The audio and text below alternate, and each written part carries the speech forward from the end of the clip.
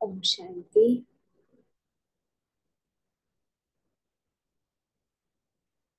आज की मुरली 3 सितंबर 2024 की बाबा की साकार वाणी है। बाबा ने आज हम सभी बच्चों के बुद्धि में कई सारी स्मृतियां जगाई। सबसे बड़ी स्मृति जो बाबा ने जगाई है वो है दूरदेशी की। बाबा ने बच्चों के लिए कहा कि तुम दूरदेशी के हो और दूर देश की तरफ तुम्हारी यात्रा भी है, और दूर देश से आप यहाँ आए हो ड्रामा में पार्ट बजाने। अब वापस पाठ खत्म होता है तो हम पुनः दूर देश में जाने की तैयारी कर रहे हैं। बाबा ने इसमें एक बात और ऐड करी कि दूर देश में या घर तब जा सकेंगे जब ड्रामा खत्म होगा। ड्रामा के बीच में से तो कोई भी घर नहीं जा सकता है। तो अब बाबा ने कहा वापस जाने का समय है, इसके लिए हम तैयारी करें। एक बहुत इंपॉर्टेंट बात जो बाबा ने आज हाईलाइट करी कि अब बाबा हमें बैठ करके पढ़ाते हैं। मुझे जो समझ में आया वो ये कि हम नई दुनिया के लिए पढ़ते हैं। और दो बातें, नई दुनिया में जाने के लिए पढ़ना पड़ता है, और दूसरी बात, नई दुनिया में सिर्फ हम ही जा सकते हैं। तो इसलिए सिर्फ हम ही ये पढ़ाई करते हैं। फिर बाबा ने आगे चल के बोला कि सबसे ज्यादा नया जो धर्म है, सिखों का जो धर्म है, पवित्र होने के कारण वो बुलंद आवाज में बाबा के बारे में बताते हैं, सबको परिचय देते हैं, लेकिन फिर भी कुछ समझते नहीं है। तो अनोखी बात बाबा के ज्ञान में आने से ये होती है कि अब हम बातों को समझते हैं। पहले बोलते थे, वर्णन करते थे, लेकिन समझते नहीं थे। बाबा ने कहा ना, मैं बगुलों के सभा में आया हूँ और बगुलों को हंस बनाता हूँ और उनको पत्थर चुगने से मोती चुगना सिखाता हूँ। ये सारी प्रतिक्रिया चल रही है हमें समझदार बनाने की। हर पल बाबा हमें समझदार बना रहे हैं। अभी तक हम ना समझते। फिर बाबा ने आगे चल के वरदान में बोला कि हमें रहम दिल बनना है। मैं और आप, मेरा और तुम्हारे के गैप को खत्म करके रहम दिल बनना है। चलिए आज की मुरली हम शुरू करते हैं। बाबा की मीठी मुरली में आज बाबा ने टाइटल दिया है, मीठे बच्चे, तुम्हें किसी भी पतित देहधारियों से प्यार नहीं रखना है, क्योंकि तुम पावन दुनिया में जा रहे हो। एक बाप से प्यार करना है। बाबा ने प्रश्न पूछा, तुम बच्चों को किस चीज से तंग नहीं होना है और क्यों? बच्चों को किस चीज से तंग नहीं होना है और क्यों? उत्तर दिया बाबा ने, तुम्हें अपने इस पुराने शरीर से जरा भी तंग नहीं होना है, क्योंकि यह शरीर बहुत बहुत वैल्यूबल है। आत्मा इस शरीर में बैठ बाप को याद करके बहुत बड़ी लॉटरी ले रही है। बाप की याद में रहेंगे तो खुशी की खुराक मिलती रहेगी। शरीर से जो हम तंग होते हैं उसका कारण क्या है? शरीर विकारी है, विकार से जन्म लिया है शरीर ने, तो शरीर विकारी है, और विकारी चीज हमेशा दुख देती है। दूसरा, हमारा शरीर के साथ में नेगेटिव कार्मिक अकाउंट है। नेगेटिव कार्मिक अकाउंट, कुछ भी चीज जो नेगेटिव है वो हमेशा दुख देती है, वो हमेशा बांधती है, हमेशा बंधन में लाती है। तो इसीलिए बाबा हाईलाइट करते हैं, बाप की याद में रहेंगे तो खुशी की खुराक, न्यूट्रिशन मिलती रहेगी। खुशी की खुराक, न्यूट्रिशन बॉडी के लिए भी और मन के लिए भी मिलती रहेगी। और ये खुराक खाने से ही हमारे नेगेटिव कार्मिक अकाउंट सेटल होंगे और शरीर निर्विकारी बनेगा, बनता ही जाएगा, विकार शरीर को छोड़ते जाएंगे। बाबा बच्चों को कहते ओम शांति। मीठे मीठे बच्चे, अब दूर देश के रहने वाले, फिर दूर देश के पैसेंजर्स हो, दूर देश के रहने वाले फिर दूर देश के पैसेंजर्स हो। हम आत्माएं हैं और अभी बहुत दूर देश जाने का पुरुषार्थ कर रही हैं। यह सिर्फ तुम बच्चे ही जानते हो कि हम आत्माएं दूर देश की रहने वाली हैं और दूर देश में रहने वाले बाप को भी बुलाते हैं कि आ करके हमको भी वहां दूर देश में ले जाओ। अब दूर देश का रहने वाला बाप तुम बच्चों को वहां ले जाते हैं। बाबा स्मृति दिला रहे। बाबा कहते तुम रूहानी पैसेंजर्स हो,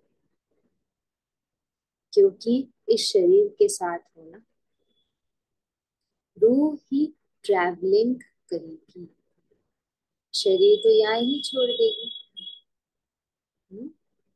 पैसेंजर्स बस में, ट्रेन में, कार में, बाइक में, साइकिल पे, ऑटो में, कई सारे साधनों से ट्रैवल करते हैं, लेकिन जब डेस्टिनेशन पे पहुंचते हैं तो साधन को डेस्टिनेशन से पहले छोड़ देते, पार्क कर देते या छोड़ देते, ट्रेन को छोड़ देते। ऐसा नहीं है कि हर जगह ट्रेन, कार, ऑटो अपने साथ रखेंगे। जब डेस्टिनेशन पे पहुंच गए तो व्हीकल का काम खत्म हो गया।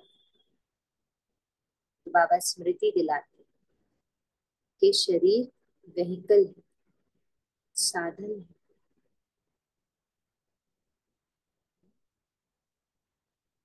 इसलिए शरीर को भी अंत में हमें छोड़ करके घर जाना है। फाइनल जर्नी, लास्ट स्टॉप के बाद, जब लास्ट स्टॉप आ जाता है तो चीजें या साधन हम छोड़ देते हैं।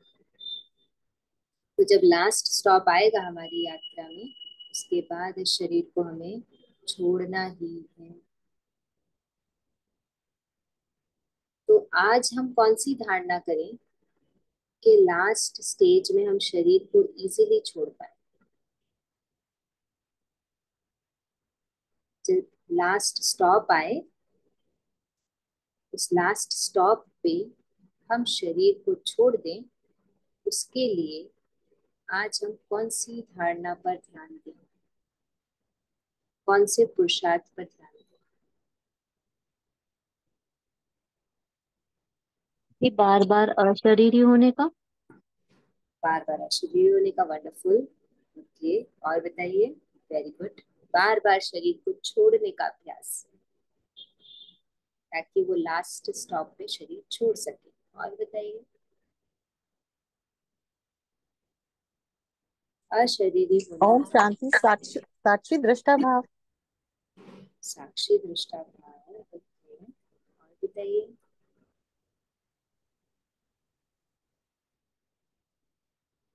मेरी आवाज आप लोगों को स्पष्ट नहीं आ रही है? हाँ जी, ओम शांति।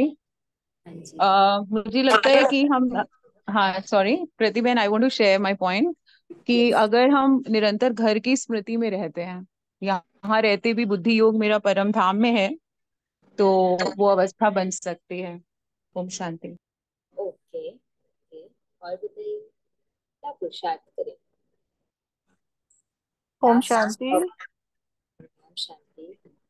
ना बाबा की याद की प्रैक्टिस करेंगे, बाबा की याद में रहेंगे तो शरीर छोड़ने में कोई वो नहीं है। ज्यादा से ज्यादा बाबा की याद में। ज्यादा से ज्यादा बात। ओके, और बताइए। ओम अशरीरी की शांति। प्रैक्टिस। हाँ जी, ओम शांति। मुझे कि मैं इस घर की हूँ ही नहीं, ये सब मेरा है नहीं, मेहमान है। ओके, मेहमान है। और बताइए। ये सब हो गया स्मृति। स्मृति हम जगा रहे हैं। चलो, आपने बोला स्मृतियां जगाने, अलग अलग तरह की स्मृति आपने बताई, अवेयरनेस या बाबा की स्वमान कि ये शरीर अब मेरा नहीं है। तो हो गया मन की प्रैक्टिस। और क्या करें? दी। ओम शांति। ओम शांति है। ये जैसे कि मतलब जो मैं हूँ उसमें रहकर फिर जो आदि मध्य अंत जो भी बीत रहा है, मान लो कोई थॉट भी आया तो उसका स्टार्ट है, फिर कितनी देर वो रुकता है, फिर उसका एंडिंग पॉइंट है। अगर मेरी इस पे ज्यादा नजर नजर है कि जो चेंज आ रहा है या जिसका स्टार्ट हो रहा है वो मैं नहीं हूँ, और जो मैं देखने वाली हूँ वो मैं हूँ। ओके, मतलब बेसिकली ठीक है। यही प्रैक्टिस चलती है अभी भी। दीदी, हम्म, एक इसलिए प्रैक्टिस और कर रहे या थे तो कुछ उससे करना हो तो आप बता देना। अच्छा, ठीक है। और बताइए बाबा, लविंग स्टार मन स्मृतियों, मन के कार्य के साथ साथ और भी बातें बताइए। दीदी, जैसे एक प्रैक्टिस और कर रहे थे उससे भी मतलब बहुत ज्यादा सिर्फ बाबा की याद में ठहरे थे। जैसे कहीं से प्रसाद भी आया तो सबसे मन में फर्स्ट थॉट यही आना चाहिए, उस व्यक्ति का नाम ना लेके कि बाबा ने मेरे लिए भेजा है। कोई गिफ्ट कहीं से आ रहा है तो ये बाबा ने भेजा है, लाइक किसी का, व्यक्ति का भी मन में नाम ना स्पष्ट आए सिर्फ बाबा के अलावा। ओके, ठीक है। और बताइए कौन सा एक एक अटेंशन। चीज। ओम शांति।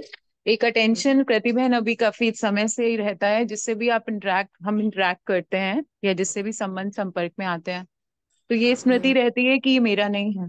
जिससे बात करते समय वो मर्यादा की लकीर रहती है आत्मा को कि केवल बाबा का वर्षा यूज करके ही इससे मुझे इंटरेक्ट करना है। मुझे, मेरे पास बस भाई बाबा का वर्षा ही बस मेरा अपना है। ओम शांति। हम सब सिर्फ मन की बातें क्यों कर रहे हैं? क्या मैं आत्मा सिर्फ मन हूँ, या ओम मुझे आत्मा के शांति। पास सिर्फ मन ही है और कुछ नहीं है? हाँ जी, बताओ। सिर्फ मन की क्लीनिंग करनी है? हाँ, बताइए शिवनूर।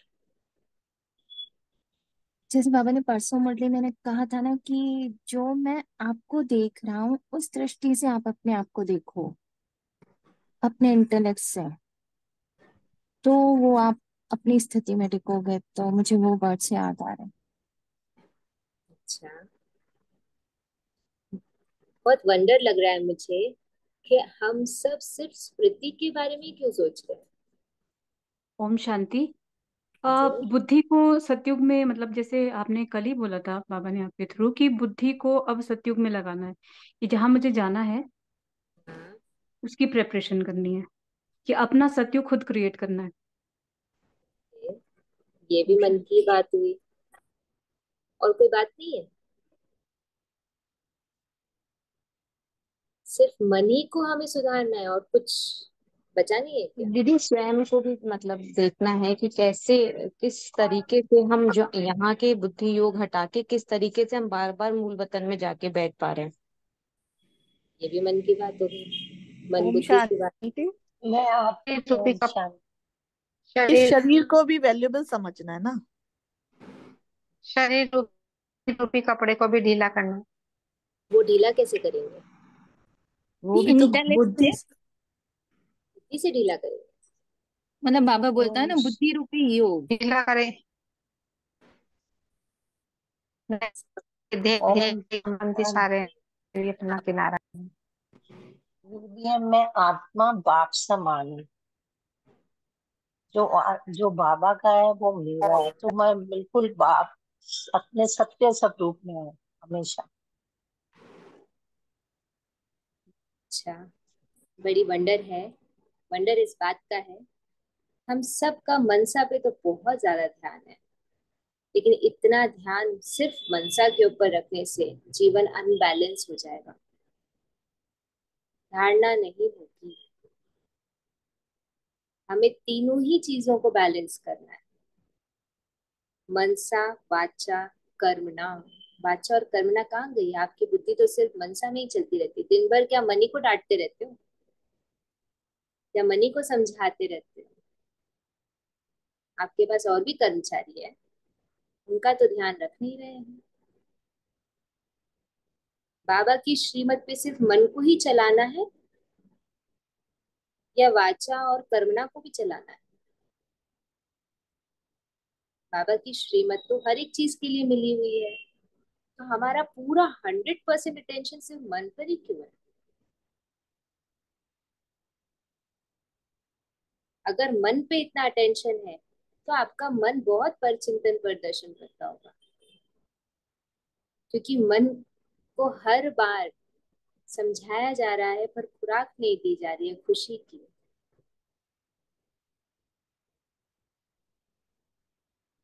मनसा वाचा कर्मणा तीनों ही, अगर हमारा मन के साथ नेगेटिव कार्मिक अकाउंट है तो हमारा शरीर के साथ भी कार्मिक अकाउंट है नेगेटिव, हमारे कर्म भी नेगेटिव हुए हुए हैं। मनसा हेवी रहेंगे तो संतुष्ट नहीं रहेंगे। हमारी हर एक कर्मचारी, चाहे वो मंत्री हो, प्रधानमंत्री हो, मुख्यमंत्री हो, चाहे वो हमारे संस्कार हो, चाहे वो हमारे पांचों कर्म इंद्रियां हो, हमारे जन हो, हमारा धन हो, हर एक के साथ हमारा नेगेटिव कार्मिक अकाउंट है। हर एक को हमें पॉजिटिव करना है। जहां नेगेटिव कार्मिक अकाउंट है, मना की बंधन है। आप जेल के निवासी हैं, आप नहीं जा सकते फाइनल स्टॉप के बाद में आगे ऊपर। फाइनल स्टॉप में शरीर को छोड़ के आप जा ही नहीं सकते, क्योंकि आत्मा शरीर में तब तक रहेगी जब तक अपना कार्मिक अकाउंट पूरा क्लियर न कर दे। शरीर व्हीकल है जिसके माध्यम से हमें सजाएं भी मिलती है और हमें पुण्य कर्मों का फल भी मिलता है। पाप कर्मों का भी फल मिलेगा तो पुण्य का भी फल मिलेगा। शरीर को आप छोड़ ही नहीं सकते लास्ट स्टॉप पे, जब तक कि आपने अपने पाप सेटल नहीं किए हैं और पुण्य जमा नहीं किया है। और सबसे बड़ी बात, आपने बाबा की रिस्पॉन्सिबिलिटी को पूरा नहीं किया है। जो बाबा ने आपके सर के ऊपर जिम्मेदारी का ताज रखा है, उसको पूरा नहीं किया है। जो बाबा के घर का खा रहे हैं, जो बाबा को याद करके जमा कर रहे हैं, वो आपको बैठने ही नहीं देगा, आपको जाने नहीं देगा जब तक आप अपना कर्तव्य पूरा ना कर ले। कर्तव्य क्या है? बाबा ने कल ही बोला था, कर्तव्य हमेशा दिमाग में रहे। बुद्धि संडे की मुरली में बाबा ने, आपको याद हो, बोला था कर्तव्य हमेशा याद रहे, विश्व कल्याण। ये बात आप लोग को क्लियर हो रही है कि बुद्धि वन डायरेक्शन में ही चल रही है? बुद्धि को हर डायरेक्शन में चलाना है, हर जगह से हमें मुक्त होना है। आपका मन मुक्त ही नहीं हो सकता जब तक शरीर मुक्त नहीं हुआ है, संस्कार मुक्त नहीं हुए हैं, जन मुक्त नहीं हुआ है, धन मुक्त नहीं हुआ है, मन मुक्त नहीं हो सकता। और जब तक मन मुक्त नहीं हुआ है, बुद्धि मुक्त नहीं हो सकती है, अंतमति सोगति नहीं हो सकती है। हायरार्की है चीजों की। ये बात क्लियर हो रही है आप लोगों को? जी जी। समझ में आ रहा है ना? वैल्यू बाबा की श्रीमत हर कर्मचारी के प्रति। सिर्फ मन मन मत करिए, धन भी करिए, जन भी करिए, तन भी करिए, हर जगह करना पड़ेगा। तब हम लास्ट स्टॉप पर साधन को छोड़ के डेस्टिनेशन पर पहुंच सकेंगे। अदरवाइज ये शरीर आपसे नहीं छूटेगा, आप नहीं छोड़ पाएंगे। इसी में ही आपको सारे हिसाब किताब चुकू करने हैं। तो शरीर को भी निर्विकारी बनाना है, सेवा करके, पुण्य कमा करके।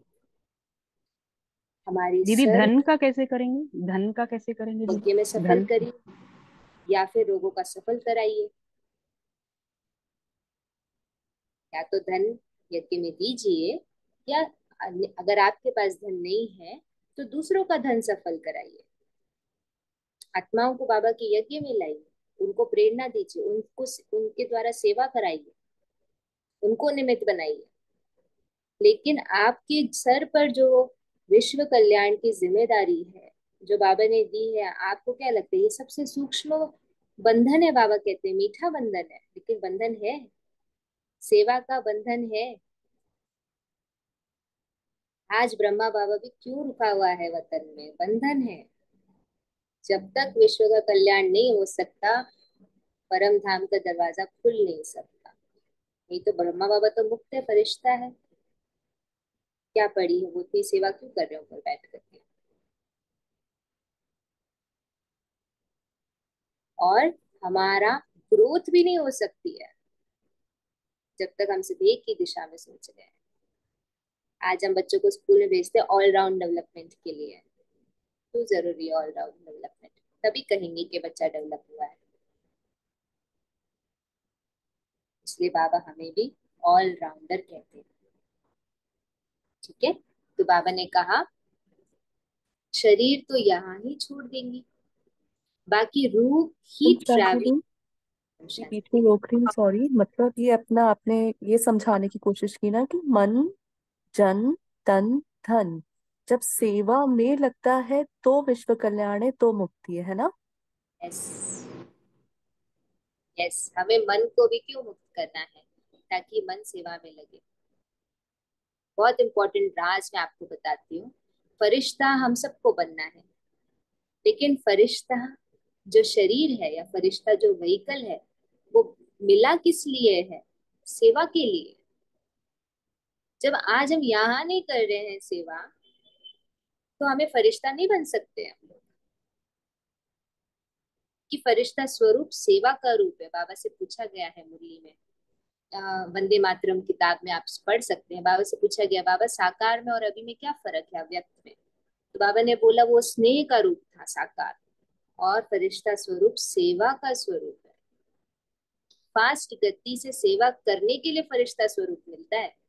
आपके घूमने फिरने के लिए, अलग अलग जगह विजिट करने के लिए थोड़ी फरिश्ता स्वरूप मिलेगा। तो इस बात पे जरा सोचिए,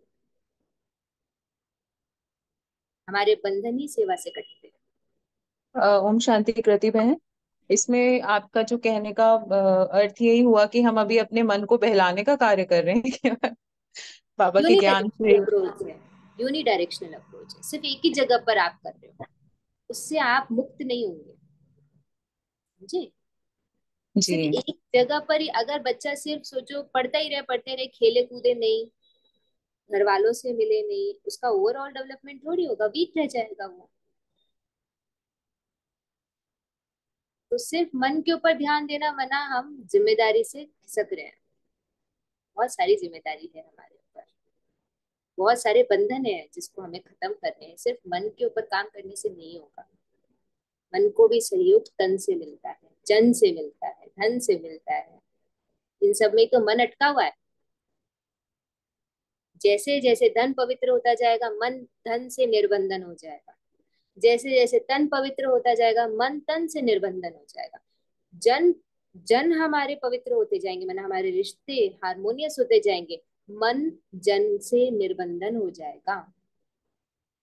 तो दीदी, जो मनसा सेवा होती है वो सेवा में आती है, काउंट होती है? होती है, लेकिन आप कर नहीं सकते जब तक कि आपने इन सबको पवित्र नहीं किया है। स्ट्रॉन्ग सेवा, अब भले किस कितना भी पुरुषार्थ करो, आपकी रीच दीदी, नहीं पड़ेगी। किस चीज को पवित्र नहीं किया? आपने बाकी तीनों पे काम नहीं किया तो मन सशक्त नहीं हो सकता ना। जैसे अभी बताया फॉर्मूला, अभी अभी आप दोबारा मुरली सुनिएगा जिसमें फॉर्मूला बताया। जब तक जन पवित्र ना हो, मन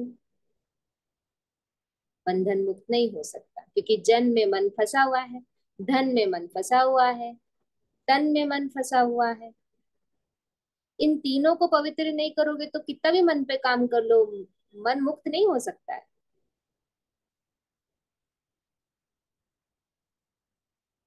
ओके, मन को मुक्त करने के लिए इन तीनों को तो मुक्त करना ही पड़ेगा ना, पवित्र करना पड़ेगा, पावन करना पड़ेगा, पॉजिटिव करना पड़ेगा।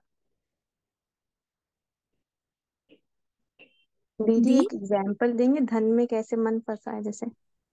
धन का चिंतन नहीं चलता है, समय पे धन आपके काम आए, या आपको धन से जुड़ी हुई लोभ की बहुत सारी चीजें होती है। धन में तो लोगों का बहुत मन फंसा है, इसको इतना नहीं देना, 10 रुपए क्यों दिया, 5 रुपए क्यों दिया, इतना नहीं देना चाहिए, इतना देना चाहिए, बहुत ज्यादा पैसा खर्च हो रहा है, पैसा पैसा दिमाग में चलता है, क्योंकि पैसा अपवित्र है। प्रतिबेन हम्म, प्रतिबेन अगर धन में मन फंसा रहा तो फरिश्ता कैसे बन पाएंगे? नहीं बन सकते, कहीं पर भी मन फंसा रहा तो आप फरिश्ता नहीं बन सकते, फरिश्ता हाँ, बनता है, जन में तन में मन में कहीं भी फंसा रहा तो नहीं बन तो आप सकते। बन ही नहीं सकते, क्योंकि फरिश्ता तो मुक्त अवस्था है, बंधन मुक्त है फरिश्ता, आप जा ही नहीं सकते फरिश्ते स्वरूप। आपका नेक्स्ट लास्ट स्टॉप पे आपका शरीर नहीं छूटेगा, छूट नहीं सकता, क्योंकि आपने साकार सृष्टि से अपना कार्मिक अकाउंट खत्म किया नहीं है। प्रकृति में भी मन फंसा है, प्रकृति शरीर भी है, और प्रकृति जिसको हमने बहुत ज्यादा एक्सप्लॉइट किया है, उसमें भी मन फंसा है। हर कार्मिक अकाउंट में आपका मन फंसा हुआ है, इसलिए तो मन अशांत है। आप सभी इस पर गहराई से सोचिएगा। मुरली खत्म करते हैं। ओम शांति। बाबा ने बोला, शरीर तो यहाँ ही छोड़ देगी आत्मा, बाकी रूह ही ट्रैवलिंग यात्रा करेगी। इसलिए ना अंत में सब तरफ से पेपर आएंगे आपके, आपके नहीं, मेरे भी आ सकते, सबके आएंगे। जहां जहां मन फंसा होगा, जहां जहां कार्मिक अकाउंट होगा, वहां वहां से पेपर आएगा अंत में। तो इट्स बेटर कि आज ही हम उस पर काम करके, वहां पर पुण्य जमा करके खुद को उन कार्मिक अकाउंट से मुक्त कर लें, नहीं तो अंत में पेपर आने ही है। पेपर, कार्मिक अकाउंट, बड़ी बड़ी परिस्थिति और सजाएं आनी ही है। दी मैं आज समथिंग। बोलिए। ओम शांति दी। हाँ जी, बोलो ना। जैसे ना संबंध संपर्क में भी आते हैं, तो कई बार तो जैसे सम्मान से या ईश्वरीय सेवा से, तो कभी कभी देखती हूँ कि मन ऑटोमेटिक है ना वो होपोनो वाली प्रेयर स्टार्ट कर लेता है, I am sorry please forgive me, उधर से डिटैच होने के लिए। तो in this way also we can do ना, कि नहीं, मन पोपो अपने आप टोपो को कोई पुण्य का खाता थोड़ी है। मतलब डिटैच्ड हो रहा है ऐसे, कि कुछ कार्मिक है मेरा कुछ जन्म का, तो ऐसे करके ना वहां से वो पहली बात, कभी। पोपोनोपो शिव बाबा की श्रीमत नहीं है। ओके। किस मुरली में बाबा ने कहा है ओपोनोपो करो? तो ये बाबा उसमें ना नहीं है। ये भी आया था कि जैसे ना बाबा भी तो जैसे सॉरी बोल रही हूँ, आई एम थैंक यू कि आपका मैं थैंक्स, बाबा भी तो ग्रेटिट्यूड में रहते हैं ना, क्षमा के सागर है, कि मैं भी क्षमा कर रही हूँ उस चीज को, ऐसा फील आया था। पर आप बाबा की सुन के नहीं कर रहे हो ना, आप ओपोनोपो सुन के कर रहे हो। ओके। बाबा ने उसका शब्द बोला है, दुआएं दो, हाँ। सकाश दो, तो दुआ दो ना, सकाश दो, कल्याण के संकल्प क्रिएट करो। जी। होपोनोपो करने से टेम्पररी लेवल पे आप फ्री अपने आप को अनुभव करेंगे, लेकिन वो कार्मिक अकाउंट सेटल नहीं होगा। कार्मिक अकाउंट शिव बाबा की याद से, शिव बाबा की श्रीमत पे चलने से होता है। इसलिए अपनी बुद्धि को व्यर्थ के विधियों से फ्री कर दीजिए। जो ओके। जिस तरह से आपने होपोनोपो की आदत डाली है, उस तरह से दुआओं की आदत डालिए, बाबा की हम्म। श्रीमत पर चलने की आदत डालिए ना। ओके।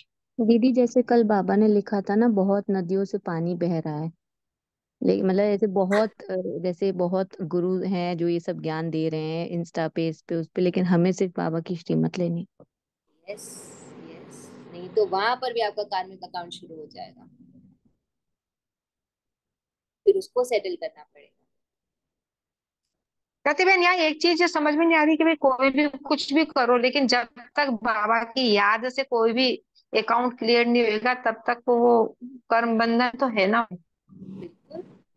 या आपके पुण्य खाता से, आपका पुण्य का खाता भी आपका अकाउंट क्लियर करता है, पाप के खाते को खत्म करता है।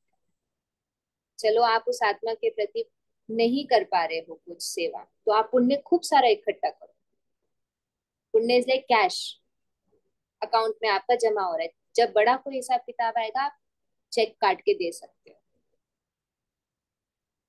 आप में शक्ति होगी कि चेक काटा और दे दिया, क्योंकि हर एक जगह पर आप अपना हिसाब किताब बाबा की याद से क्लियर कर लो, जरूरी नहीं है। इसलिए पुण्य भी इकट्ठा करना याद जरूरी। भी है ना, कई जैसे कई कई हिसाब किताब पता ही नहीं है। पता ही नहीं है आपको, तभी तो इतनी बड़ी बड़ी परिस्थितियां आ जाती है सामने। हाँ। आपको पता ही नहीं था आपका वहां हिसाब किताब है, हम्म। आ गई सामने। अगर पुण्य जमा होगा तो कैश चेक काट के दे दोगे, ले भाई जा, चुप चुप किया। तो दीदी जैसे हमने विश्व को सकाश दिया कि कहीं भी अत्याचार हो रहा हो, किसी भी आत्मा पे अत्याचार हो रहा हो तो उसको सहन करने की शक्ति मिले, सामना करने की शक्ति मिले, तो ये सेवा में ही काउंट होगा ना? पर बहन, सेवा वहीं तक हो सकती है जहां तक आपका दायरा है।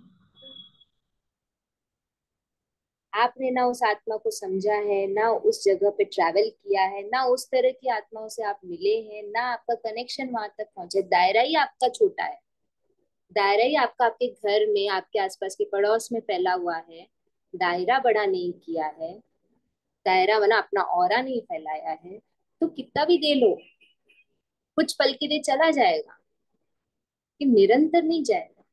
जिसकी जरूरत है आपके कार्मिक अकाउंट को सेटल करने के लिए, सिर्फ मन पे काम नहीं करो, लड़ो मत।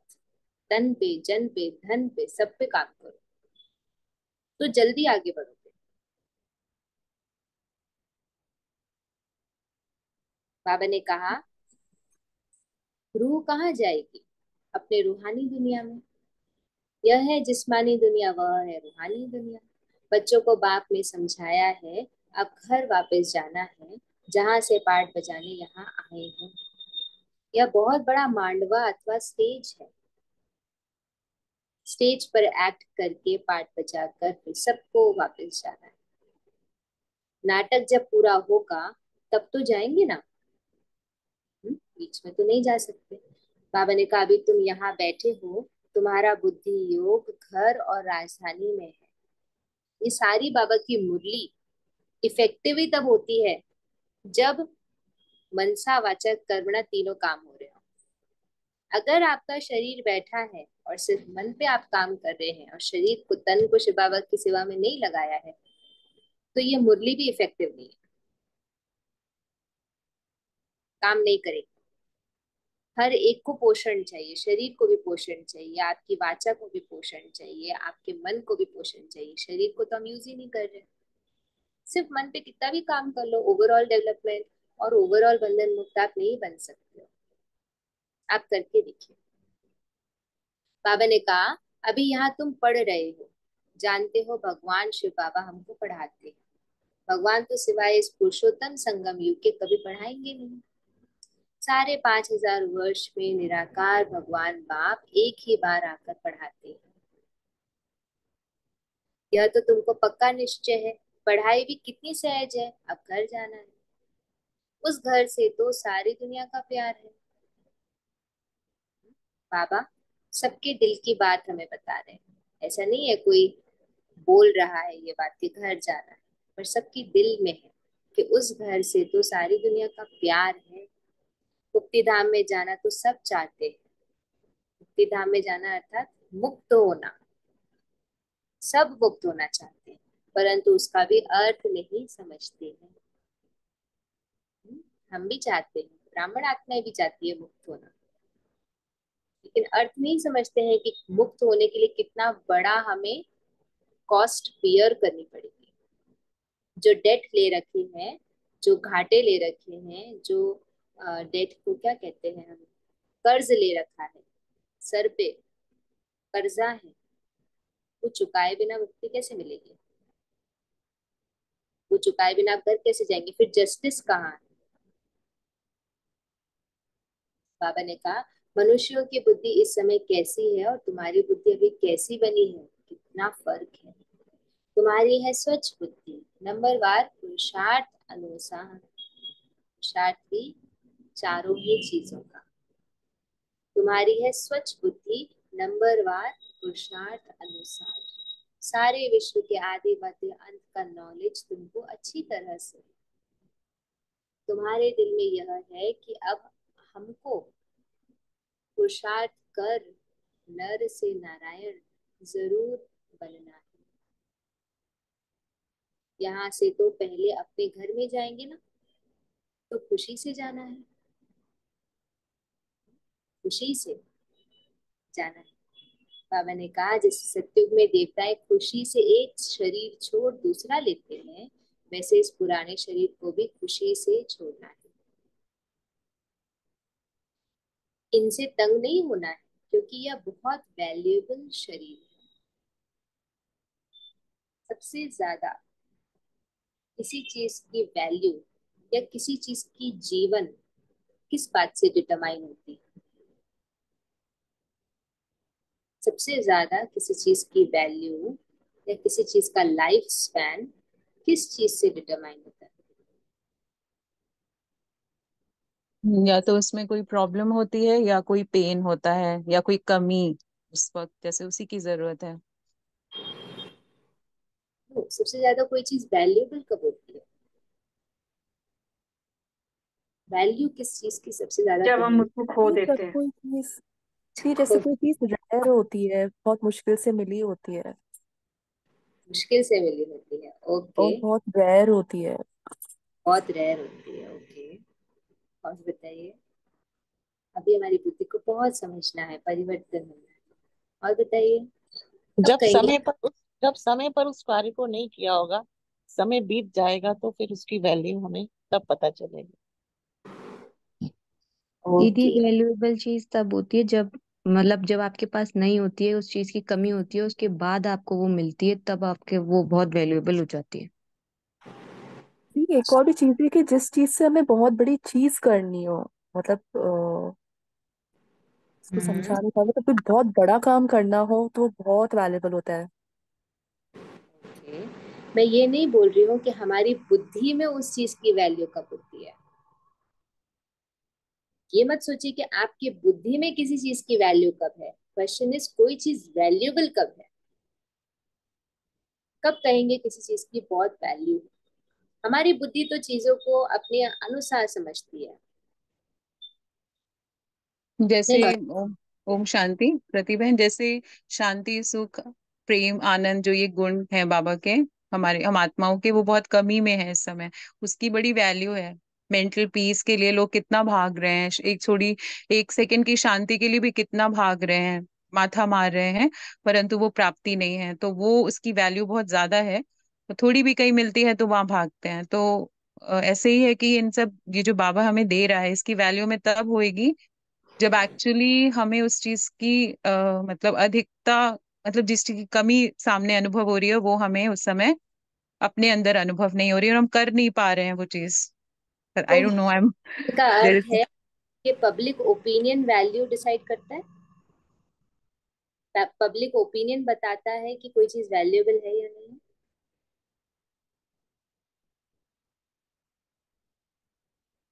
या किसी चीज की खुद में कोई वैल्यू होती है। पब्लिक ओपिनियन किसी चीज की वैल्यू डिटरमाइन करता है, या वैल्यू किसी चीज की खुद की प्रॉपर्टी है? नहीं, हमारी अपनी चाहना, हमारी अपनी नीड, उस मतलब हम किस चीज को कितना मिस कर रहे हैं, वो वैल्यू डिसाइड करती है। कि जब वो मिलती है कहीं से ना, तो हम उसके लिए बहुत सब कुछ निछावर करने के लिए तैयार रहते हैं। ऐसा कुछ समझ में आ रहा था कृति बहन। ये जो आपकी बात से समझ आ रहा है कि भी पब्लिक ओपिनियन से ही हम लोग, मतलब मैं बोल रही हूँ। Right, right. भी हम जी, पब्लिक शांति में ओपिनियन कोई के बात बेसिस पे देख रहे हैं कि कोई चीज वैल्यूएबल है या नहीं। तो मतलब उस चीज की स्वयं में कोई वैल्यू नहीं है, हम दीदी, उसको वैल्यू देते या दीदी, जैसे उस चीज से हमें कुछ मिल रहा है, प्राप्ति हो रही है, तो ही तब वो वैल्यूएबल हो जाती है। हैं। यस। तो जैसे आज के समय में public opinion is not talking about सांस। सांस की बात कोई नहीं कर रहा है, लेकिन क्या सांस वैल्यूएबल नहीं है? सबसे ज्यादा वैल्यूएबल है शरीर के लिए। सबसे ज्यादा श्वास वैल्यूएबल है शरीर के लिए। लेकिन पब्लिक में no one is talking about it. They will talk about it जब ऑक्सीजन की कमी हो जाएगी। लेकिन जब ऑक्सीजन की कमी नहीं थी, उससे पहले भी वो चीज वैल्यूएबल थी। इट्स जस्ट दैट हमारा ध्यान नहीं था। आपने कहा सुख शांति प्रेम बाबा के गुण, तो क्या देवी देवताओं के पास जब सुख शांति है तो उनको क्या सुख शांति की वैल्यू नहीं है, या सुख शांति उस समय में वैल्यूबल नहीं है जब भरपूरता है? तभी भी है, लेकिन देवी देवता not talking about it, that doesn't mean उस चीज की वैल्यू नहीं है। वैल्यू उस चीज की होती है जो निरंतर काम में आ रही है, जिसके बिना गुजारा नहीं होता। जैसे श्वास, हमारी बुद्धि अभी ऐसी बन गई है, हर चीज को समेट समेट कर तिजोरी में बंद करके रखो क्योंकि वैल्यूएबल है। पर बाबा इसका विपरीत बोलता है, बच्चे वैल्यूएबल चीज को ज्यादा से ज्यादा यूज करो, यूज करो, यूज करो। और हम क्या करते हैं, बचा बचा के तिजोरी में रखते हैं। शरीर अगर वैल्यूएबल है तो शरीर को यूज करो, बचाओ मत, यूज करो। लाइक बाबा बाबा, से समय श्वास संकल्प, तो आप इसी के लिए इशारा दे रहे हो क्या? मैं सिर्फ इतना कह रही हूँ, हमारी वृत्ति बन गई है चीजों को वैल्यूएबल समझ करके तिजोरी में बंद करके रख देने की। पर बाबा की डेफिनेशन है, वैल्यूएबल वो चीज है जिसको आप बार बार यूज करते हो, और दुनिया की नजर में वैल्यूएबल वो चीज है जिसको आप बचा कर रखते हो। इसीलिए हम हर चीज को बचा बचा के रखने की कोशिश करते हैं, यूज नहीं करते। जैसे सबसे बड़ा एग्जाम्पल है शरीर, यूज नहीं करते। बाबा ने कहा शरीर वैल्यूएबल है, इसका मतलब उसको ज्यादा से ज्यादा यूज करो, उसको तिजोरी में बंद करके घर के अंदर रख करके बंद मत कर दो। ओम शांति। तो ये शरीर को मतलब कैसे सेंटर की सेवा, मतलब किस तरीके से यूज करना? यूज करो ना उसको, वैल्यूएबल है वो चीज तो उसको ज्यादा से ज्यादा कार्य में लगाओ। उसको जरूरत है कि उसको कार्य में लगाया जाए। धन वैल्यूएबल है तो धन को ज्यादा से ज्यादा कार्य में लगाओ, बचा बचा खर्च करो, यूज करो। खर्च नहीं होगा, वो बढ़ेगा, वृद्धि को पाएगा अगर बाबा की सेवाओं में यूज किया तो। और इसलिए वाचा को कैसे करें? सेवा में लगाओ, सेवा में लगाओ वाचा को, अपने आप उसकी शक्ति बढ़ेगी। और बाबा ने कहा इस तन से कभी भी तंग नहीं होना है, क्योंकि यह बहुत वैल्यूएबल शरीर है। ओम शांति कृति बहन, सॉरी, एक चीज और मुझे क्लियर करनी थी। जैसे आपने कहा कि मन को केवल करने में यूनिडायरेक्शनल वर्किंग नहीं करनी है, तो जैसे हम संकल्प करते हैं कि घर भी बाबा का, तन भी बाबा का, बच्चे भी बाबा के, परंतु फिर उस तरह से उसको धारणा में प्रैक्टिकली यूज भी करना है। ऐसे नहीं कि बस संकल्प करके मन को हल्का कर लिया और फिर उस पर टेंशन नहीं दिया, right? Yes, yes. Mansa thank you वाचा बाबा। कर्म तीनों अलाइंड होनी चाहिए। सिर्फ मन से कर लिया उससे थोड़ी कुछ होगा, मन से किया नहीं है वो आपने, आपका मन सशक्त ही नहीं है कि आपने सोचा और हो जाए। अभी तो सोच को रोकने के लिए आपने वो सोचा है, अभी तो आप मन को पावन बनाने के प्रयास में है। वो होगा नहीं जब तक कि आप और जगह पर भी कार्य नहीं करेंगे। बाबा ने कहा इस शरीर द्वारा ही, आप देखिए बाबा की खुद की वैल्यू की डेफिनेशन, इस शरीर द्वारा ही आत्मा को बाप से लॉटरी मिलती है।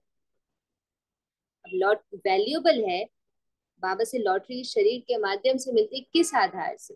जितना हम बाबा के लिए इस शरीर को यूज करेंगे उस आधार से। बाबा ने कहा हम जब तक पवित्र नहीं बने हैं तो घर जा नहीं सकेंगे। जब तक हमारा कार्मिक अकाउंट, पुण्य का खाता जमा नहीं हुआ है, पाप का खाता खत्म नहीं हुआ है, बाबा ने कहा तब तक घर तो जा नहीं सकेंगे। बाप को याद करते रहेंगे तभी उस योग बल से पापों का बोझा उतरेगा, नहीं तो बहुत सजा खानी पड़ेगी। पवित्र तो जरूर बनना है। लौकिक संबंध में भी बच्चे कोई गंदा पतित काम करते हैं तो बाप गुस्से में आकर लाठी से भी मार देते हैं, क्योंकि बेकायदे पतित बनते हैं। आप लोगों को इस बात का ध्यान रखना चाहिए, या मैं भी रखती हूँ इसलिए आपके साथ शेयर कर रही हूँ। सिर्फ मुरली नहीं पढ़नी है, मुरली को कॉन्टेक्स्ट बेस्ड पढ़ना है। मीनिंग मुरली जब बाबा सुनाता था तो बाबा की धारणाएं क्या थी? क्या बाबा कभी किसी को मधुबन में रुकने देते थे? सबको भगा देते थे, नहीं जाओ, सेवा करो, सेवा करो, यहाँ मत रुको। बाबा सेवा में भेजते थे, बाबा निबंध लिखाते थे, बाबा मनन चिंतन कराते थे। मुरली दिनचर्या का सिर्फ एक पार्ट थी, उसके अलावा भी दिनचर्या में बहुत कुछ था, तब मुरली रेलेवेंट थी। बाकी की दिनचर्या किस तरह से चले या चलती हुई दिनचर्या में प्रोग्रेस कैसे आए, तो मुरली चलती थी। मुरली के द्वारा बाबा बच्चों की दिनचर्या को प्रोग्रेस में लाते थे। तो सिर्फ और सिर्फ मुरली को लेके नहीं, मुरली फलीभूत तब होगी जब दिनचर्या हमारी वैसी होगी जैसे बाबा ने बनाई है, तब मुरली फलीभूत होगी, क्योंकि मुरली इज फॉर द दिनचर्या। बाबा ने कहा किसके साथ भी बेकायदे प्यार रखते हैं तो भी माँ बाप को अच्छा नहीं लगता है। यह बेहद का बाप फिर कहते हैं तुम बच्चों को यहाँ तो रहना नहीं है, अभी तुमको जाना है नई दुनिया में। वहां विकारी पतित कोई होता नहीं, एक ही पतित पावन बाप आकर ऐसा पावन तुमको बनाते, एक ही बार में आकर सारे पतित बना बाबा हमारा छुड़ा देते हैं, चाहे वो तन के लेवल का हो, धन के लेवल का हो, जन के लेवल का हो, मन के लेवल का हो, और भी कई सारे, किसी भी लेवल का पतित बना बाबा एक बार में आकर के हमारा छुड़ा देते हैं। बाबा खुद कहते हैं हमारा जन्म दिव्य और अलौकिक है और कोई भी आत्मा मेरे समान शरीर में प्रवेश नहीं कर सकती। बल धर्म स्थापक जो आते हैं उनकी आत्मा भी प्रवेश करती है, परंतु वह बात ही अलग है।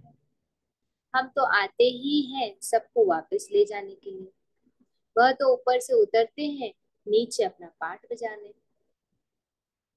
वो तो अपने पीछे सारी दुनिया को नीचे ले आते हैं, उनके धर्म की आत्माओं को नीचे ले आते हैं, तो वो तो मुक्ति में थोड़ी लाते हैं। उनके द्वारा तो आत्माएं धीरे धीरे करके बंधन में आ जाती है और मुक्ति में कौन ले जाते हैं? बाबा कहते हैं। इसलिए बाबा का जन्म, बाबा का प्रवेश एकदम अलग है। बाबा ने कहा वो तो ऊपर से उतरते हैं नीचे अपना पाठ बजाने, हम तो सबको ले जाते हैं, फिर बतलाते हैं कि तुम कैसे पहले पहले नई दुनिया में उतरेंगे। उस नई दुनिया सतयुग में बगुला कोई भी होता नहीं, बाप तो आते ही हैं बगुलों के बीच, फिर तुमको हंस बनाते हैं। सोचने की बात है, देवी देवता कुल की आत्माएं, जब देवी देवता धर्म था, अर्थात दासी भी देवी देवता है, शरीर जलाने वाला चंडाल भी देवी देवता है, राज्य करने वाले भी देवी देवता है, खाना बनाने वाले, ध्यान रखने वाले, बच्चों का टेक केयर करने वाले भी देवी देवता है। वहां जाकर के देवी देवता हर कर्म कर रहे हैं, पर यहाँ हम पुरुषार्थी हर कर्म नहीं कर रहे हैं। हर कर्म को दिव्य बनाने का कर्तव्य भी तो ब्राह्मण कुल की आत्मा का है, तभी तो वहां जाके देवी देवताएं वो कर्म दिव्यता से करेंगे और तभी भक्ति मार्ग में उनके हर कर्म का गुणगान होगा। क्योंकि आज हमने हर कर्म में दिव्यता को भरा है। वहां ऐसा नहीं होता है कि आपके बाथरूम साफ करने की जगह या झाड़ू पोछा लगाने के लिए कोई शूद्र आएगा, कोई हरिजन आएगा। वहां कोई हरिजन होते ही नहीं है, वहां तो देवी देवता ही होते हैं, हर कर्म देवी देवता कर रहे हैं, पर उस कर्म के बंधन से मुक्त है। और हम यहाँ पे हर कर्म नहीं कर रहे हैं क्योंकि कर्म के बंधन में है। बाबा ने कहा वहां, हाँ जी, और ये पता नहीं आज मुरली बहुत एक्सटेंड होगी। ये क्वेश्चन मतलब एक वो बता रही थी कि जैसे इन केस कभी वॉशरूम क्लीन कर रहे हैं तो उस क्लीनिंग के पहले ही इस थॉट से क्लीन किया जाता है कि जैसे ये वॉशरूम क्लीन हो रहा है ना, ऐसे ही सब सब आत्माओं से जो भी देह भान का मैल है वो साफ होता जा रहा है। जितना जितना क्लीन होता जा रहा है उतना उतना साफ होता जा रहा है। तो इन दिस वे इसे हम दिव्य कर्म काउंट कर सकते हैं ना? हाँ बिल्कुल, आपके मन में शुद्धता है, आपका तन शुद्धि का काम कर रहा है और तन बाबा की सेवा में लग रहा है। आप उससे उसके साथ साथ ये भी समझेंगे ना कि ये बाबा की सेवा है। हाँ जी, हाँ जी। तो बाबा ने तो ये बात बहुत अच्छे से बताई है। उनकी जीवन कहानी में होता था कि बाबा चाहे वो बना रहे हो गोबर का थैल जो बनाते हैं ना, एक वो जो सत्युग बनाते हैं। गोबर का बना रहे हो अब या कुछ भी गाय की सेवा कर रहे हो, तभी भी उन लोगों को साक्षात्कार हो जाता था। जी जी जी जी। तो उनका मन उस समय में कर्म के बंधन में नहीं है, मुक्त है कर्म के बंधन से। कर्म के संकल्प नहीं चल रहे हैं बाबा की बुद्धि में। इसका मतलब ये थोड़ी कि कर्म संन्यास ले लिया बाबा ने। कर्म करते हुए मन को बाबा में लगाना है। हाँ, हथ काटे तिल आटे। जी जी। अब हाथ तो काट ही नहीं रहा है तो आपका दिल भी याद नहीं कर पाएगा। इक्वेशन इज दिस, या या काटे दिल याद है। अगर हाथ इज नॉट काटे तो दिल इज नॉट याद, दिल पर चिंतन प्रदर्शन में व्यर्थ में है, हो ही नहीं सकता क्योंकि इक्वेशन ही यही है। ढेर तो बाबा, सारी दुआएं दी आपको, ढेर सारी, बहुत शुद्ध बुद्धि है। Thank you so much. Thank you Baba. Baba ने कहा कि बाप तो आते ही हैं बगुलों के बीच, फिर तुमको हंस बनाते। तुम अब हंस बने हो, मोती ही चुगते हो। सत्युग में तुमको यह रत्न नहीं मिलेंगे, यहाँ तुम यह ज्ञान रत्न चुग कर हंस बनते हो। बगुले से तुम हंस कैसे बनते हो यह बाप बैठ समझाते हैं। अभी तुमको हंस बनाते, देवताओं को हंस, असुरों को बगुला कहेंगे। अभी तुम किचड़ा छुड़ाए मोती चुगाते हो। कर्म करते हुए मेरी बुद्धि में कौन से बातें घूमनी चाहिए, वो वो प्रैक्टिस, उसका अभ्यास, और उस अभ्यास में फर्स्ट ग्रेड A+ हम आज पाते हैं। बाबा कहते तुमको ही पद्मा पदम भाग्यशाली कहते हैं। तुम्हारे पैर में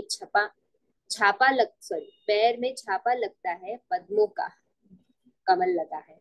शिव बाबा को तो पाँव है नहीं जो पदम हो सके, वह तो तुमको पद्मा पदम भाग्यशाली बनाते हैं। शिव बाबा कभी कर्मों की गुह्य गति में नहीं आते हैं।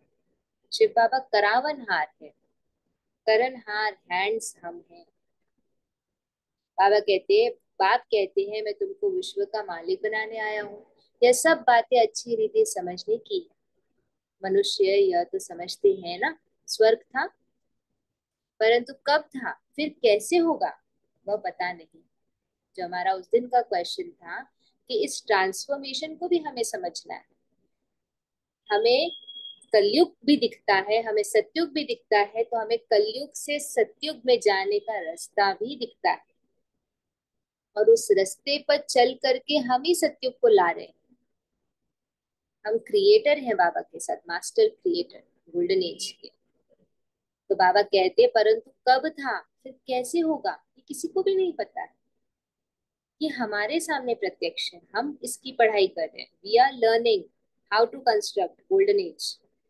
और कोई इसकी पढ़ाई करता ही नहीं है तो उनको पता कैसे होगा कि कैसे आया सत्युग। बाबा कहते तुम बच्चे अभी रोशनी में आए हो, वह सब है अंधियारे में। ये लक्ष्मी नारायण विश्व के मालिक कब कैसे बने ये पता ही नहीं है। 5000 वर्ष की बात है। बाप बैठकर समझाते हैं, जैसे तुम आते हो पाठ बजाने वैसे मैं भी आता हूँ। तुम निमंत्रण देकर बुलाते हो, हे बाबा हम पतितों को आकर पावन बनाओ। और किसको भी ऐसे कभी नहीं कहेंगे, किसी को भी ये बात नहीं कहेंगे।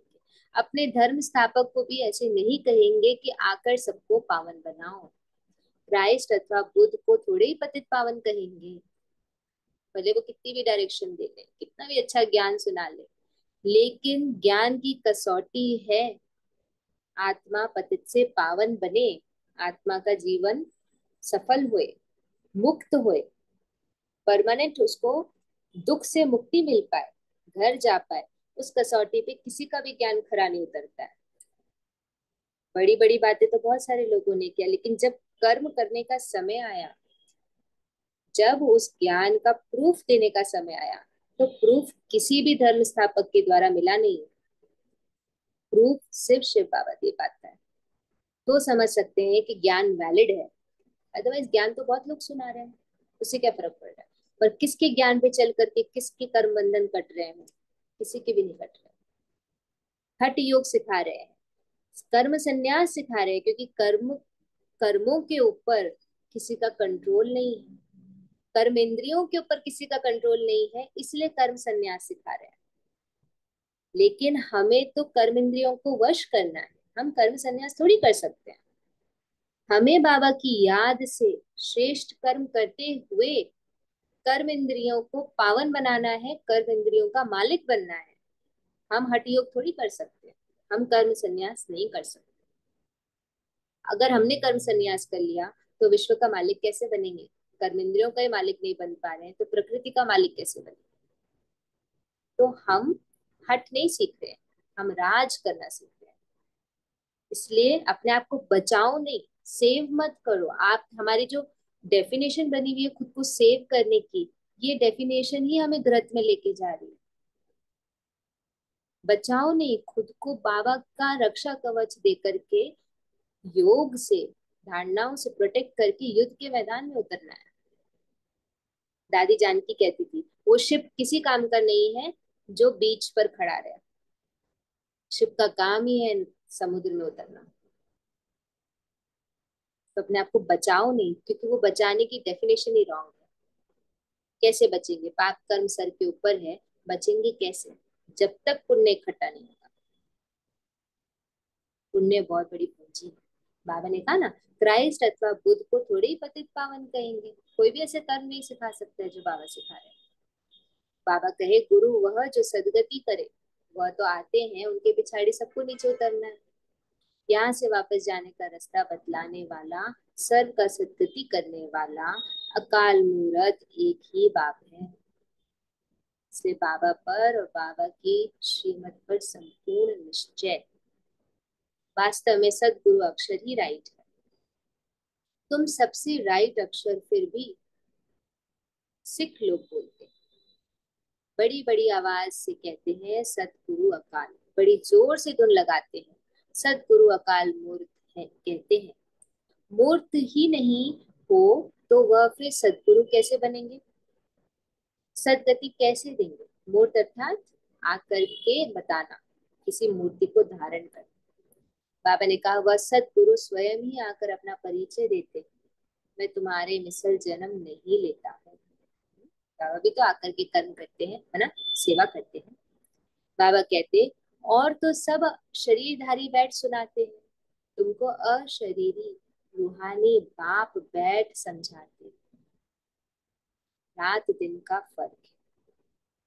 इस समय मनुष्य जो कुछ करते हैं वह रॉन्ग ही करते हैं, क्योंकि रावण के मत पर है ना, हर एक में 5 विकार। अभी रावण राज्य, यह बातें डिटेल में बाप बैठ समझाते हैं। इस रावण राज्य को पलटने का कर्तव्य कौन करते? कौन निमित्त है? इस रावण राज्य को पलटने के निमित्त कौन बनते? हम बच्चे बनते हैं, हम आत्माएं बनती हैं। हम बच्चे ब्राह्मण कुल की आत्मा बनते हैं। मैं आत्मा नहीं, आत्माएं तो सब है। मैं ब्राह्मण कुल की आत्मा,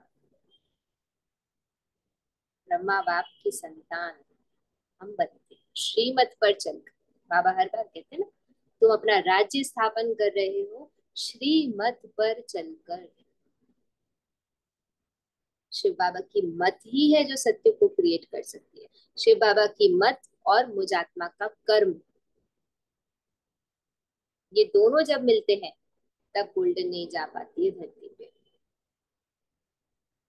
शिव बाबा की मत, शिव बाबा का डायरेक्शन और मेरा उन डायरेक्शन पर किया गया कर्म, दैट ब्रिंग्स गोल्डन एज। बाबा कहते हैं हर एक में 5 विकार है। अभी रावण राज्य है, यह बातें डिटेल में बाप बैठ समझाते हैं। नहीं तो सारी दुनिया के चक्र का मालूम कैसे पड़े? यह चक्र कैसे फिरता है मालूम पड़ना चाहिए ना। यह भी तुम नहीं कहते हो कि बाबा समझाओ, आप ही बाप समझाते रहते हैं। तुमको एक भी प्रश्न पूछने का नहीं रहता। भगवान तो बाप है, बाप का काम है सब कुछ आपे ही सुनाना। हमने थोड़ी बोला था आकर के ज्ञान दो। बाबा का काम है, बाबा खुद प्रोएक्टिवली सारा काम कर रहे हैं। बाबा का काम है सब कुछ आपे ही सुनाना, आपे ही सब कुछ करना।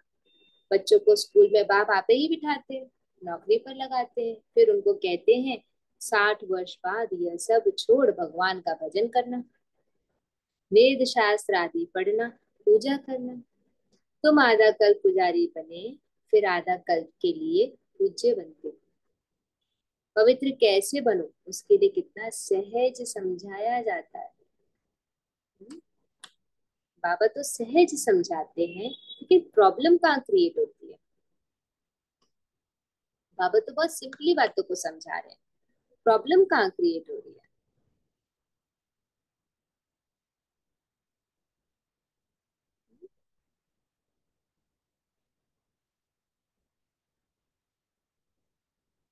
जब बाबा इतना सिंपल बातों को समझा रहे हैं तो प्रॉब्लम कहाँ क्रिएट हो रही है। Where is the problem? Om Shanti करती बहन। मुझे ऐसे लगता है कि हम अभी इस जीवन को ही सुधारने के लिए बाबा से ज्ञान ले रहे हैं। कहीं ना कहीं आत्मिक उन्नति और जो बड़ा विश्व कल्याण का कार्य है वो हमारी स्मृति में ही नहीं शायद टिकता है, जो मुझे समझ में आता है। उसकी वो क्यों है ऐसा, क्यों नहीं दिखाई दे रहा हमें विश्व कल्याण। वही जो आपने बोला ना, चारों ओर की सेवा के प्रति कोई चिंतन ही नहीं है, बस मन को ही सुमन बनाने में, थोड़ा हल्का रखने में, जीवन को इजी बनाने में, क्योंकि मन के व्यर्थ संकल्प ही हमारे आप जीवन को थोड़ा सा व्यथित करते हैं। तो we are I am me the soul is self centred in a bad wrong way, I think so. Why? Because Baba तो चीजें सिंपल दे रहा है, जी। हमारी कॉम्प्लिकेटेड बुद्धि हर चीज को कॉम्प्लिकेट कर देती है। आपको पता है सिंप्लिसिटी वरदान है। देवताएं सिंपल है, सिंपल उनका आभूषण नहीं है, सिंपल उनके कपड़े नहीं है, उनकी बुद्धि सिंपल है, प्लेन है। आज इतने सुपर स्पेशलाइजेशन हो रहे हैं, कितनी सुपर सुपर, जैसे कि मुझे सुनने में आता है लेफ्ट आई और राइट आई भी अब लोगों ने अलग कर दिया ऑप्थेल्मोलॉजी में। अब लेफ्ट आई का डॉक्टर अलग होगा, राइट आई का डॉक्टर अलग होगा। हर चीज को रावण राज्य में बुद्धि कॉम्प्लिकेट करती जा रही है, तभी तो रावण के 10 सर दिखाते हैं।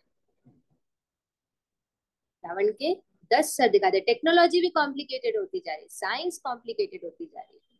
10 सर मतलब एक मनुष्य, एक जना 10 बुद्धि के हिसाब से एक जना काम कर रहा है 10 दिशाओं में, हर ओम चीज को। शांति।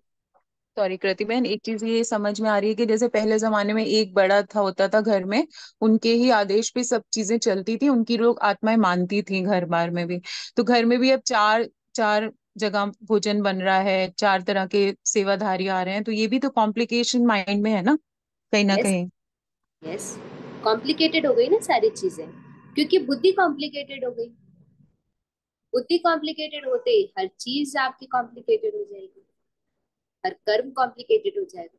तो कॉम्प्लिकेटेड बुद्धि आपको पूरे विश्व का नजारा देखने ही नहीं देती है, क्योंकि कॉम्प्लिकेटेड बुद्धि आपको 2-3 बातों पे ही, इतना चिंतन आपका 2-3 बातों पे ही चलता रहेगा कि आप बिगर पिक्चर कैसे देखोगे। एक पजल पीस के ऊपर, जैसे दिखाते हैं ना पजल्स, एक पजल पीस के ऊपर ही इतना चिंतन चल रहा है, इसमें रेड यहाँ क्यों है, व्हाइट यहाँ क्यों है, पिंक यहाँ क्यों है। क्या आपकी बुद्धि फ्री ही नहीं है कि वो बिगर पिक्चर को देख सके। अच्छा रेड इसके साथ मिल रहा है, पिंक इसके साथ मिल रहा है, ब्लू इसके साथ मिल रहा है। इस कॉम्प्लिकेटेड बुद्धि होना भी विकर्मों की निशानी है। जीवन सिंपल होना पुण्य की निशानी, जीवन सादा होना, सरल होना पुण्य की निशानी। इग्नोरेंस नहीं, अज्ञान नहीं, लेकिन सिंप्लिसिटी, सुलझी हुई सोच, सुलझावा दृश्य। सुलझावा इंसान ही बिगर पिक्चर देख सकता है। उलझा हुआ इंसान तो बिगर पिक्चर की छोटी छोटी बातों में उलझ जाएगा। तो हमें चेक करना है हमारी जीवन कितनी सिंपल होती जा रही है। इसलिए मैं आपको बोलती हूँ, जितनी विज्ञान की बातें चल रही है, बाबा ने कितनी बार बोला कॉम्प्लिकेटेड कॉम्प्लिकेटेड का हर जगह, इसलिए ज्ञान का इतना विस्तार हो गया है। सिंप्लिसिटी बाबा के ज्ञान से जा रही है, बच्चे ले जा रहे हैं, खत्म कर रहे हैं। बाबा ने कहा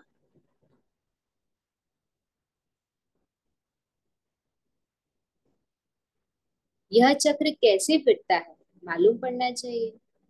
बाबा ने कहा कि पवित्र कैसे बनो उसके लिए कितना सहज समझाया जाता है, फिर भक्ति बिल्कुल छूट जाती है। वह सब भक्ति कर रहे हैं, तुम ज्ञान ले रहे हो। वह रात में है, तुम दिन में जाते हो, अर्थात स्वर्ग में। गीता में लिखा हुआ है मन मना भव, यह अक्षर तो मशहूर है। गीता पढ़ने वाले समझ सकते हैं, बहुत सहज लिखा हुआ है, सिंपल लिखी हुई है वहां बातें। लेकिन सिंपलिसिटी धारणा में नहीं है, इसलिए सिंपल बातें भी धारण नहीं हो सकती है। जब तक बातों को कॉम्प्लिकेट ना करें बुद्धि धारण ही नहीं करती है। बाबा कहते इसलिए बुद्धिमान लोग बहुत कॉम्प्लिकेटेड होते हैं। बाबा कहते सारी आयु गीता पढ़ते आए हैं, कुछ भी समझा नहीं, कुछ भी नहीं समझते। अब वही गीता का भगवान राइट सिखलाते हैं तो पतित से पावन बन जाते हैं। अभी हम भगवान से गीता सुनते हैं, फिर औरों को सुनाते हैं, पावन बनते हैं। बाप के महावाक्य है ना, यह है वही सहज राजयोग। मनुष्य कितने अंधश्रद्धा में डूबे हुए, तुम्हारी तो बात ही नहीं सुनते हैं, है ना। किसमें डूबे हुए हैं, कॉम्प्लिकेशंस, पर ये नहीं कर सकते, वो नहीं कर सकते, ये सही है, ये गलत है, ऐसे होना चाहिए, वैसे होना चाहिए। तो बाबा कहते हैं कितने अंधश्रद्धा में डूबे हुए हैं, तुम्हारी तो बात ही अलग है, तुम्हारी तो बात ही नहीं सुनते हैं। ड्रामा अनुसार उन्हों की भी जब तकदीर खुले तभी आ सके तुम्हारे पास। जब तक ड्रामा अनुसार उनका कोई बहुत बड़ा कार्मिक अकाउंट चुकतू नहीं हुआ है, तब तक उन आत्मा के भाग्य का ताला खुलता नहीं है। इसीलिए देखा जाता है ज्ञान में जिनके जीवन में बहुत बड़ी ट्रेजेडी होती है, वो ज्ञान में आ पाते हैं, क्योंकि उन्होंने बहुत बड़ा कार्मिक अकाउंट चुकतू किया है। सर के ऊपर से बोझा खत्म हुआ है, तो एक मार्जिन निकलती है बीच में, जहां पाप नहीं है, पाप कम है उनके सर पे, और अभी और पाप किए नहीं है कि और पापों का बोझा बढ़े। उस मार्जिन में ही बाबा उनको पकड़ने का प्रयास करता है, जब उनका देह भान खत्म हुआ होता है। इसलिए देखा जाता है बहुत बड़ी बड़ी विपदा के बाद ज्ञान में लोग आसानी से ज्ञान को समझ पाते हैं, क्योंकि बुद्धि हल्की हुई है, हिसाब किताब चुकतू हुआ है। हाँ, उसका जरूर कुछ दिल को सदमा लगता है, वो एक अलग बात है, लेकिन फिर भी सर के ऊपर से बोझ उतरता है और वो हल्कापन उनको बाबा की तरफ आकर्षित कर लेता है। हल्कापन बाबा की तरफ आकर्षित करता है। बाबा ने कहा ड्रामा अनुसार उन्हों की भी जब तकदीर खुले तभी आ सके तुम्हारे पास। तुम्हारे जैसी तकदीर और कोई धर्म वालों की नहीं होती। बाप ने समझाया है यह तुम्हारा देवी देवता धर्म बहुत सुख देने वाला है। तुम भी समझते हो बाप ठीक कहते हैं। शास्त्रों में तो वहां भी कंस रावण आदि बैठ दिखाए हैं ना? सिंपल दुनिया को भी कॉम्प्लिकेटेड कर दिया कॉम्प्लिकेटेड बुद्धि ने। ऐसे कैसे हो सकता है कि सिर्फ सुख हो, इसलिए उसको कॉम्प्लिकेट किया। बाबा ने कहा वहां के सुख का तो कोई को पता ही नहीं है। वहां के सुख का, वहां की सिंप्लिसिटी का, वहां की निश्चिंतता का, वहां की शांति का, शीतलता का, और वहां की एक दूसरे के साथ की अच्छी हार्मनी का सुख, इस तरह के सुख का कोई को पता ही नहीं। सोच ही नहीं सकते, बुद्धि नहीं चल सकती है कि ऐसा भी कोई सुख हो सकता है। उनको लगेगा बोरिंग है, पर सत्युग और त्रेता बोरिंग नहीं है। इनोवेशंस है, बहुत कुछ हो रहा है, लेकिन फिर भी कार्मिक अकाउंट नहीं होने के कारण, पुण्य का खाता जमा होने के कारण, योगी बोलते ना बाबा होने के कारण बोरियत नहीं, स्टेबिलिटी। बाबा ने कहा बल देवताओं को पूछते हैं परंतु बुद्धि में कुछ नहीं बैठता। अब बाप कहते हैं बच्चे मुझे याद करते हो? ऐसे कभी सुना कि बाप बच्चों को कहे कि तुम मुझे याद करो? लौकिक बाप कभी ऐसे याद कराने का पुरुषार्थ कराते हैं क्या? यह बेहद का बाप बैठ समझाते हैं। तुम सारे विश्व के आदि मध्य अंत को जानकर चक्रवर्ती राजा बन जाएंगे। पहले तुम जाएंगे घर, फिर आना है पाटदारी बनकर। अभी किसको भी पता नहीं पड़ेगा कि यह नई आत्मा है या पुरानी आत्मा है। नई आत्मा का नामाचार जरूर होता है, पावर लॉ बता रहे हैं। अभी भी देखो कोई कोई का कितना नामाचार होता है। मनुष्य ढेर आ जाते हैं, बैठे बैठे अनायास ही आ जाते हैं, तो वह प्रभाव पड़ता है। बाबा भी इससे अनायास ही आते हैं, सॉरी, बाबा भी इसमें अनायास ही आते हैं, तो वह प्रभाव पड़ता है। वह भी नई आत्मा आती है तो पुराने पर प्रभाव होता है। नई आत्माओं का पुराने पर प्रभाव होता है। टाल टालियां निकलती जाती है तो उनकी महिमा होती है। किसको पता नहीं रहता है कि इनका नामाचार क्यों है। नई आत्मा होने से उनमें कशिश होती है। अभी तो देखो कितने ढेर झूठे भगवान बन गए हैं। इसलिए गायन है, सच की बेड़ी हिलती डुलती है लेकिन डूबती नहीं है।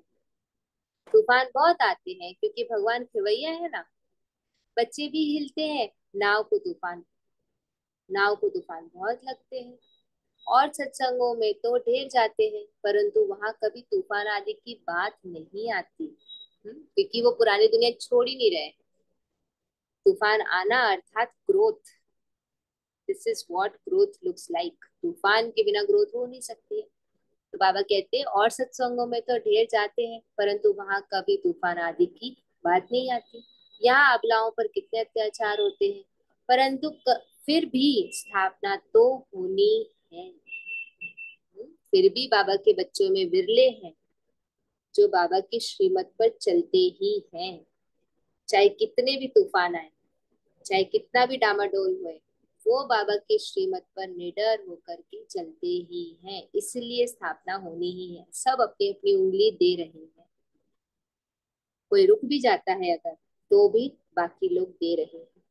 बाबा ने कहा, बाप बैठ समझाते हैं, हे आत्माएं, तुम कितना जंगली कांटे बन पड़े हो।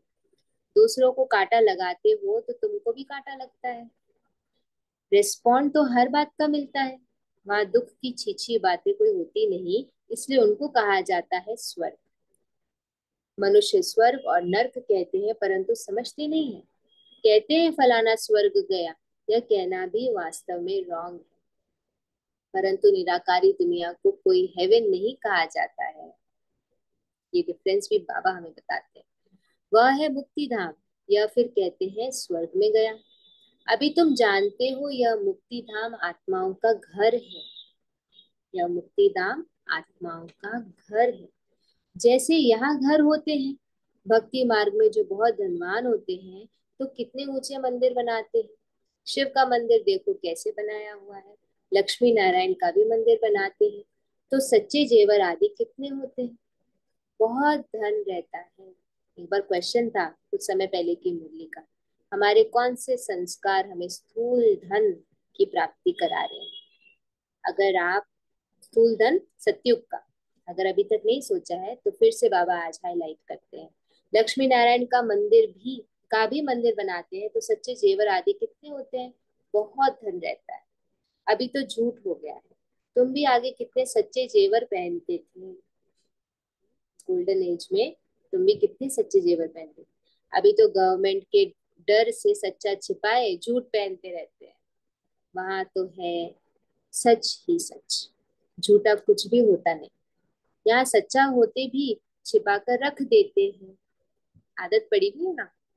अच्छी चीज को या वैल्यूएबल चीज, जिस भी चीज को वैल्यूएबल समझते हैं उसको तिजोरी के अंदर बाबा ने कहा ना छिपा कर रख दे, कोई ले ना ले। बाबा कहते यहाँ सच्चा होते भी छिपा कर रख देते। दिन प्रतिदिन सोना महंगा होता रहता है। वहां तो है ही स्वर्ग, तुमको सब कुछ नया मिलेगा। नई दुनिया में सब कुछ नया। अक्की चार मना अथाह धन था। अभी तो देखो हर एक चीज कितनी महंगी हो गई है। अभी तुम बच्चों को मूल वतन से लेकर सब राज समझाया है। मूल वतन का राज बाप बिगर कौन समझाएंगे। किसी ने भी मूल वतन को ऐसा स्पष्ट नहीं किया है। भले ही उन्होंने ब्रह्म की बात की है, लेकिन वो आत्माओं के रहने का स्थान है। वहां पर झाड़ है, ऊपर में शिव बाबा है। यहाँ तक किसी की बुद्धि नहीं पहुंची है। बाबा ने कहा तुमको भी फिर टीचर बनना है। गृहस्थ व्यवहार में भी बल रहो, कमल फूल समान पवित्र रहो। औरों को भी आप समान बनाएंगे तो बहुत ऊंच पद पा सकते हैं। यहाँ रहने वालों से भी वह ऊंच पद पा सकते हैं। नंबरवार तो है ही, बाहर में रहते हुए भी विजयमाला में पिरो सकते हैं। हफ्ते का कोर्स ले फिर भल विलायत में जाए, वह कहाँ भी जाए, सारी दुनिया को भी मैसेज मिलना है। बाप आए हैं सिर्फ कहते हैं माँ में कम याद करो। वह बाप ही लिबरेटर है, गाइड है। वहां तुम जाएंगे तो अखबार में भी बहुत नाम हो जाएगा। दूसरों को भी यह बहुत सहज बात लगेगी। आत्मा और शरीर दो चीज हैं, चेक करना है हमको। जब मैं बोलते हैं तो शरीर याद आता है या मैं आत्मा याद आती हूँ, और मेरा शरीर याद आता है। शरीर अलग और आत्मा अलग। बाबा ने कहा दो चीज है आत्मा और शरीर। आत्मा में ही मन बुद्धि है, शरीर तो जड़ है, पाठधारी आत्मा बनती है। खूबी वाली चीज आत्मा है। तो अब बाप को याद करना है। यहाँ रहने वाले इतना याद नहीं कर सकते हैं जितना बाहर वाले करते हैं। जो बहुत याद करते हैं और आप समान बनाते रहते हैं, कांटों को फूल बनाते रहते हैं, वह ऊंच पद पाते हैं।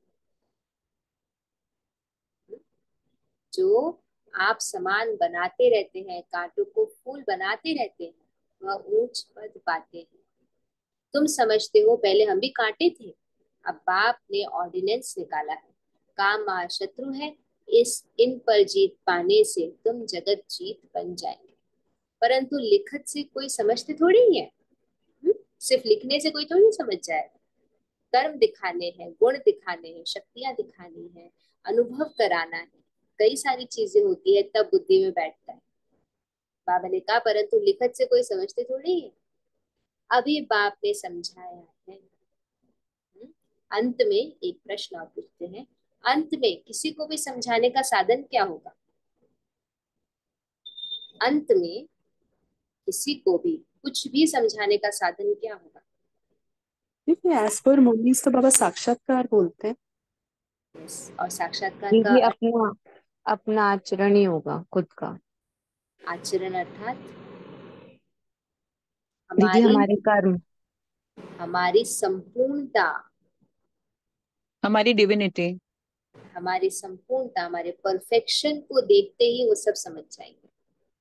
साक्षात्कार के रूप में वो हमारा संपूर्ण स्वरूप देखेंगे, जिसमें हर गुण, हर शक्ति, हर अंग पवित्र है। ऑटोमेटिक समझ जाएंगे। हमें 1969 की मुरली में बताया ना बाबा ने, 1969 की मुरली में पहाड़ से जो नीचे खड़े हैं, उनको साक्षात्कार पांडवों और शक्तियों से होंगे। बाबा के भी होंगे, ब्रह्मा बाबा श्री कृष्ण के भी होंगे। बिल्कुल, रचना से रचयिता का पता चलता है। रचना से रचयिता का पता चलता है कि रचयिता कितना सुंदर है। तो रचना हम है। बाबा ने कहा अभी बाप ने समझाया है। अच्छा, मीठे मीठे सिके लदे बच्चों प्रति माता पिता बाप दादा का याद प्यार और गुड मॉर्निंग। रूहानी बाप की रूहानी बच्चों को नमस्ते।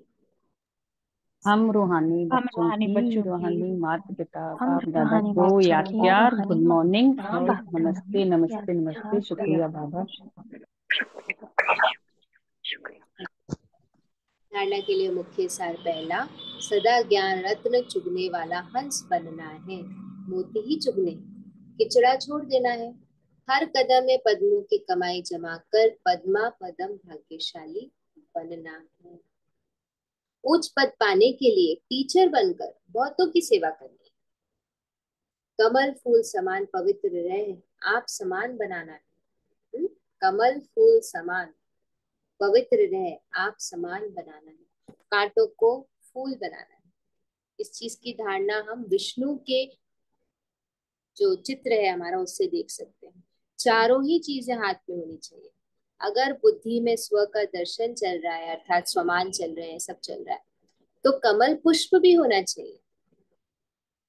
हाथ में गदा भी होना चाहिए, जिससे आप नॉन वायलेंस से कर्म कर रहे हैं, और शंख ध्वनि भी होनी चाहिए। सब चीज होगी तब स्वरूप विष्णु का क्लियर होगा, नहीं तो धुंधला होता है। कभी हाथ दिखाई देते, कभी कमल दिखाई देता है। बाबा ने वरदान दिया, तेरे मेरे की हलचल को समाप्त कर रहम की भावना इमर्ज करने वाले मर्सीफुल भव। समय प्रति समय कितनी आत्माएं दुख की लहर में आती है। प्रकृति की थोड़ी भी हलचल होती है, आपदाएं आती है तो अनेक आत्माएं तड़पती हैं, मर्सी रहम मांगती है। तो ऐसी आत्माओं की पुकार सुन, रहम की भावना इमर्ज करो। पूज्य स्वरूप, बाबा ने पूज्य स्वरूप को एक्सप्लेन किया। पूज्य स्वरूप अर्थात मर्सीफुल, पूज्य स्वरूप अर्थात मर्सीफुल का धारण करो। पूज्य स्वरूप मर्सीफुल का धारण करो। स्वयं को संपन्न बना लो तो यह दुख की दुनिया संपन्न हो जाए। अभी परिवर्तन के शुभ भावना की लहर तीव्र गति से फैलाओ तो तेरे मेरे की हलचल समाप्त हो जाएगी। स्लोगन दिया बाबा ने, व्यर्थ संकल्पों की हथौड़ी से समस्या के पत्थर को तोड़ने के बजाय हाई जंप दे समस्या रूपी पहाड़ को पार करने वाले बनो। अच्छा, ओम शांति।